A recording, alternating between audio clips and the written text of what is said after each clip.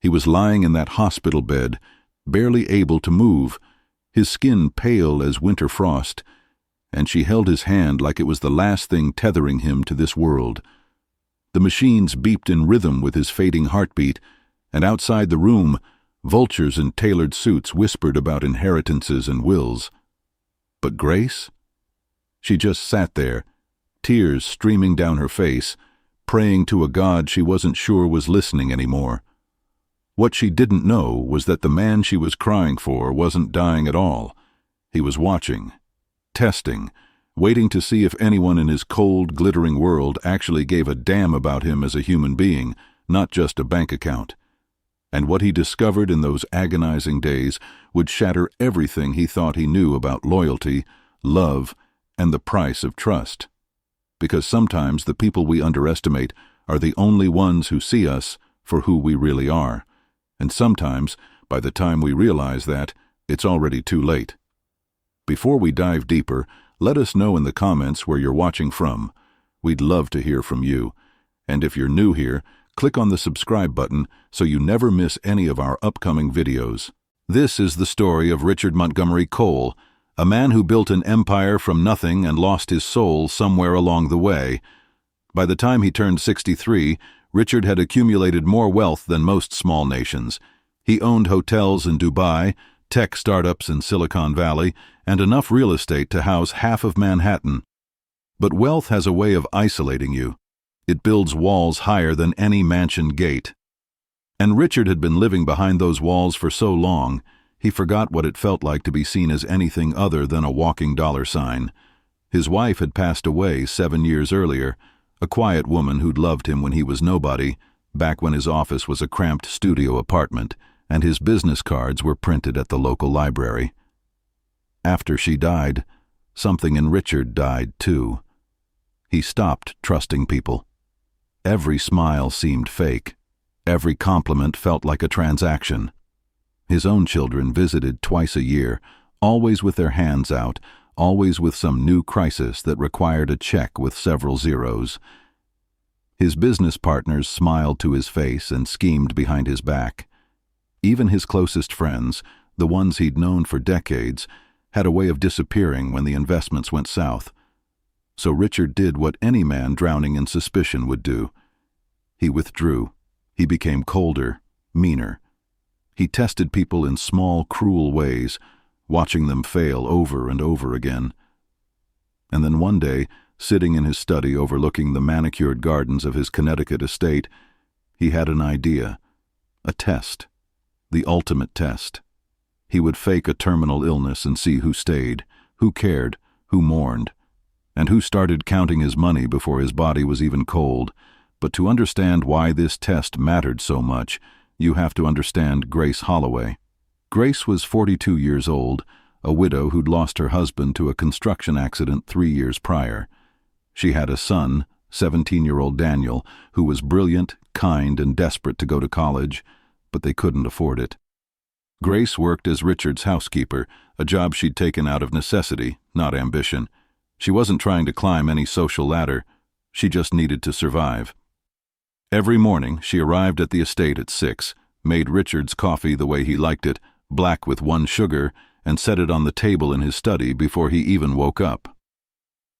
She cleaned the 14-bedroom mansion with a quiet efficiency, never complaining, never asking for anything beyond her modest salary. Richard barely noticed her. To him, she was part of the furniture, a shadow that moved through the halls, keeping his world tidy. But Grace noticed him. She saw the way he stared out the window for hours, the way he flinched when his daughter called, the way he ate dinner alone every single night in a dining room built for 20. She saw the loneliness that money couldn't fix, and though she never said it out loud, she felt sorry for him. Not because he was poor, but because he was empty. One evening in late September, Richard made the call.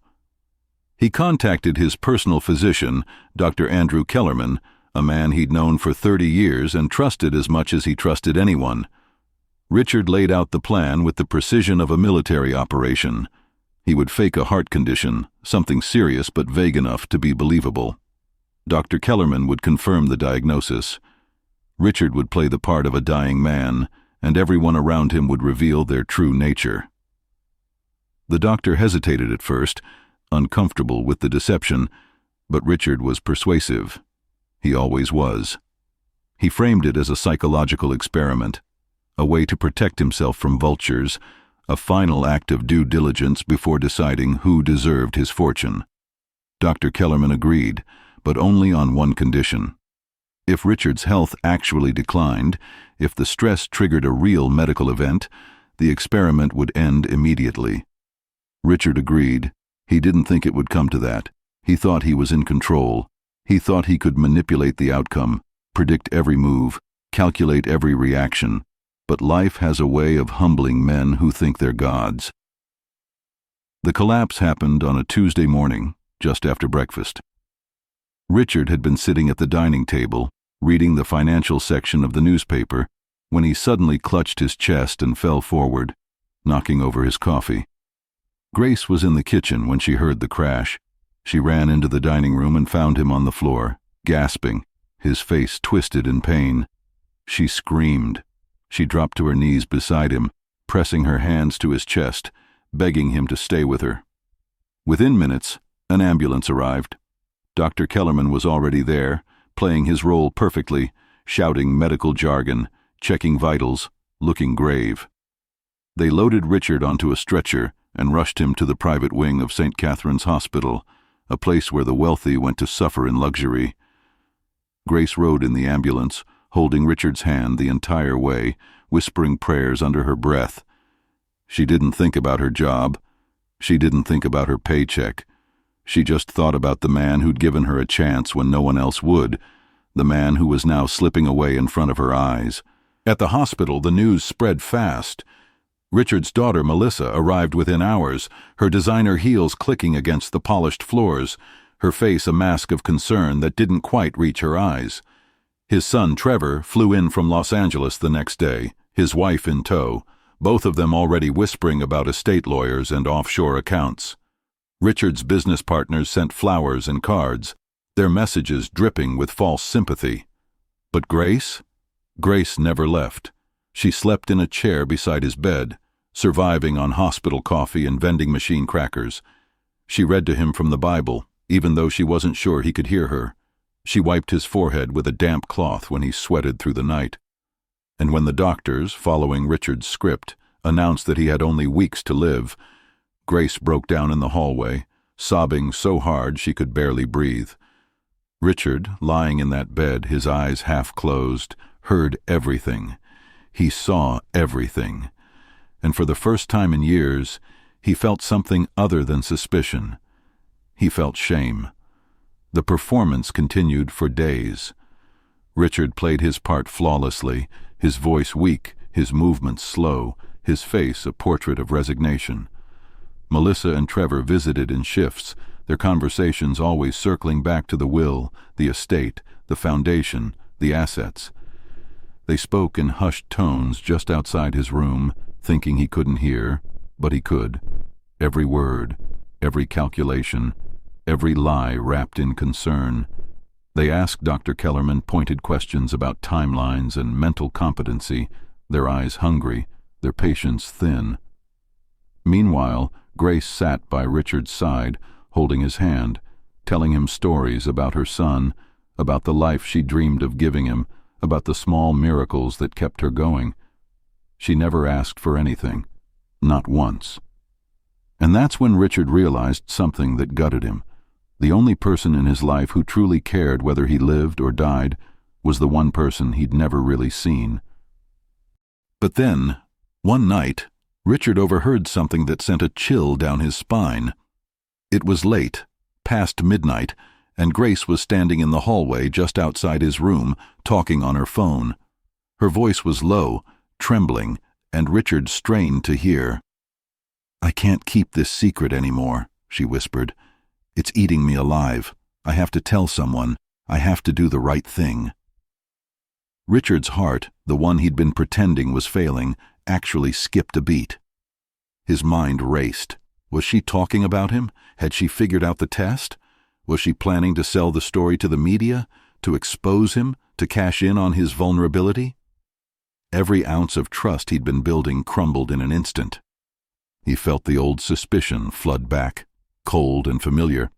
He wanted to confront her, to demand answers, but he couldn't, not without breaking the illusion. So he waited. And the next morning, he made a decision that would change everything. He decided to take the test one step further. He decided to die. Dr. Kellerman was furious when Richard told him the plan. "You're going too far," the doctor hissed in the privacy of Richard's hospital room. "This isn't a game anymore. You're playing with people's emotions. You're playing with Grace's heart." But Richard was resolute. He needed to know. He needed to see what Grace would do when she thought he was gone, when there was no reward, no paycheck, no audience. So they staged it. Early one morning, Dr. Kellerman walked into the waiting room where Grace had been sleeping and delivered the news with a heavy voice. "He's gone. I'm so sorry." Grace's scream echoed through the hospital. She collapsed, her body shaking with sobs, and the nurses had to help her to a chair. She refused to leave. She sat outside his room for hours, staring at the door as if willing him to walk back through it. When they finally let her see the body, she stood at the foot of the bed, tears streaming down her face, and whispered, "Thank you for everything. I hope you're at peace now." Richard, watching through a hidden camera feed from a nearby room, felt his chest tighten, not from a fake heart condition, from guilt, from the crushing realization that he'd been so consumed by his need for control, so obsessed with proving that people were rotten, that he'd tortured the one person who deserved none of it. But he couldn't stop now. The test wasn't over. He needed to see what happened next, and what happened next nearly destroyed him. Grace went back to the estate, alone, and began cleaning. Not because she was still employed. The family had already told her they didn't need her services anymore, but because she wanted the house to be perfect for Richard's memorial. She spent hours polishing the floors, arranging flowers, setting up chairs in the garden for the service. She used her own money to buy candles and a guest book. She did all of this while grieving, while exhausted, while the family she'd served argued over assets in the very rooms she was cleaning. And when Melissa snapped at her, told her she was just the help and had no place organizing anything, Grace simply nodded and kept working. Meanwhile, Richard's lawyers began the process of reading the will, and that's when the feeding frenzy truly began. Melissa and Trevor fought over every clause, every asset, every piece of art and stock option. They accused each other of manipulation, of being the favorite, of scheming with their father behind the other's back. Business partners started calling, reminding everyone of debts and promises and handshake deals that conveniently had no paper trail. Old friends emerged from the woodwork, suddenly remembering loans that Richard supposedly owed them. It was a circus, a grotesque display of human greed. And through it all, Grace stayed quiet. She attended the memorial service, standing in the back, her face swollen from crying, and then she disappeared. No one noticed. No one cared. Richard, still hidden, still watching, felt a rage he hadn't felt in decades. Not at Grace, at himself, at the world he'd built, at the people he'd surrounded himself with. But he still had one more piece of the puzzle to uncover. Because late one night, 3 days after his supposed death, Richard's head of security brought him a recording. A phone call Grace had made. The one he'd overheard. The one that made him doubt her. And when he listened to the full conversation, Richard Montgomery Cole, billionaire, cynic, architect of his own isolation, broke down and wept. Grace hadn't been talking about him at all. She'd been talking about her son. Daniel had been offered a scholarship to a prestigious university, but it required a reference letter from someone of standing, someone who could vouch for his character. Grace had been too proud to ask Richard while he was alive. She'd been too afraid of overstepping, of seeming opportunistic. So she'd called her pastor, asking if he could write the letter instead, and confessing how guilty she felt for not asking Richard, for keeping the opportunity a secret, for worrying that she'd miss her chance to give her son a better life. That was the secret she couldn't keep. Not some betrayal, not some scheme. Just the quiet heartbreak of a mother who wanted to do right by her child. Richard sat alone in that dark room, the recording playing on a loop, and he realized something that shattered the last piece of armor around his heart. Grace had never needed to pass his test. He was the one who'd been failing hers all along. The next morning, Richard Montgomery Cole walked through the front door of his estate, alive, healthy, very much not dead. The staff screamed. Melissa dropped her phone. Trevor actually stumbled backward, his face pale. But Richard didn't care about any of them. He walked straight through the house, past the relatives scrambling for explanations, past the lawyers shouting about legality and ethics, and he found Grace in the garden, kneeling by the flower beds, planting roses. She looked up, saw him, and froze. For a long moment, neither of them spoke. Then, quietly, Richard said, "I need to tell you the truth." And he did. He told her everything. The fake illness, the test, the cameras, the suspicion, the paranoia, the desperate need to know if anyone in his life was real. He told her about the phone call he'd misunderstood, about the shame that had been eating him alive, about the fact that she, a woman he'd barely acknowledged, had shown him more humanity in 2 weeks than his own family had in 2 decades. Grace listened, her face unreadable, and when he finished, she stood, brushed the dirt off her knees, and looked him in the eye. "You didn't have to test me," she said softly. "You just had to ask." Richard expected anger. He expected her to walk away, to curse him, to demand justice. But Grace just sighed, a deep, weary sigh, and said, "I hope you found what you were looking for, Mr. Cole. I really do." And then she turned to leave, but Richard stopped her. "Wait, please." He reached into his jacket and pulled out an envelope. "This is a reference letter for Daniel, and this," he pulled out another envelope, "is a check for his full tuition, 4 years, plus living expenses, plus whatever he needs to chase every dream he's ever had." Grace stared at the envelopes, her hands trembling. "I can't accept this." "You already earned it," Richard said, his voice breaking. "You earned it every day you showed up, every night you stayed, every moment you treated me like a person, not a paycheck. Please, let me do this one decent thing." Grace's eyes filled with tears, and she took the envelopes, pressing them to her chest. "Thank you," she whispered. And then, because Grace was Grace, she added, "But you have to promise me something. Anything. Stop testing people. Start trusting them. Life's too short for all this suspicion." Richard nodded, unable to speak, and Grace walked away, back to her son, back to her life, leaving Richard standing alone in the garden he'd built but never really seen. But this story doesn't end there, because 3 months later, Richard Montgomery Cole collapsed again. This time, it wasn't a test. It was real. A massive heart attack, sudden and brutal, and by the time the ambulance arrived, it was too late. He died on the way to the hospital, the same route he'd faked months earlier, and this time there were no cameras, no scripts, no hidden agendas. Just a man, alone, his final thoughts a mystery. The will was read 2 weeks later, and it shocked everyone. Richard had rewritten it the day after his confrontation with Grace. He left his daughter and son a modest trust, enough to live comfortably but not extravagantly, with a note that said, "Earn the rest." He left his business empire to a team of managers with strict instructions to donate 70% of profits to charity.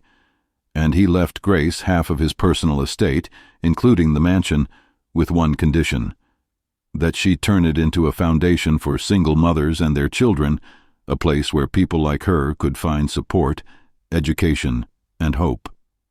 The family contested it, of course. They fought and screamed and hired lawyers. But the will was ironclad. Richard had made sure of that. And Grace, after months of legal battles and sleepless nights, won. She kept her promise. She turned that cold, lonely mansion into a home filled with laughter, learning, and second chances. And every year, on the anniversary of Richard's death, she plants roses in the garden, the same ones she was planting the day he came back from the dead, and she whispers a prayer, not for his money, not for his legacy, but for the man I want he to ask you became in those something, final and I months. really want you to The think man about who this. learned just in time If you were in that Richard's the greatest position, wealth isn't what would you have own. done the same thing? It's who stays when you have Would you nothing test left the to people give. closest to you, or would you choose to trust them, even if it meant getting hurt? And if you were Grace, would you have forgiven him? Would you have accepted his apology, his money, his attempt at redemption? Or would you have walked away and never looked back? Tell me in the comments. I read every single one. Because stories like this, they're not just about other people. They're mirrors. They show us who we are when no one's watching. They ask us what we value, who we trust, and what we'd do if we had the power to test the people we love. And sometimes the answers scare us. Sometimes they change us. Richard spent his whole life building walls, and it took a woman he barely noticed to show him that walls don't protect you. They just keep you alone. Grace spent her whole life giving, and it took a man who tested her to show her that her kindness wasn't weakness. It was power. And in the end, that power outlived him. It outlasted his empire. It turned a monument to loneliness into a sanctuary of hope. That's the real test. Not whether people stay when you're dying, but whether you're the kind of person worth staying for. And if you're not, whether you're brave enough to change before it's too late. Richard almost ran out of time. He almost died, twice, without ever really living. But Grace gave him a third chance. Not because he deserved it, but because that's who she was. And maybe that's the lesson. Maybe the people we underestimate, the ones we take for granted, the ones we barely see, they're the ones holding the keys to everything we're searching for. And maybe, just maybe, if we stopped testing them and started seeing them, we'd realize we already have everything we need. If this story moved you, if it made you think, if it made you feel something real, do me a favor. Share it. Not for me. For the next person who needs to hear it. For the next Richard who's building walls. For the next Grace who's wondering if anyone sees her. And subscribe, because the next story I'm bringing you is going to challenge everything you think you know about forgiveness, family, and the lies we tell ourselves to survive. Trust me, you won't want to miss it. Thanks for being here. Thanks for staying. And remember, the greatest test isn't whether people pass yours, it's whether you pass theirs. I'll see you in the next one.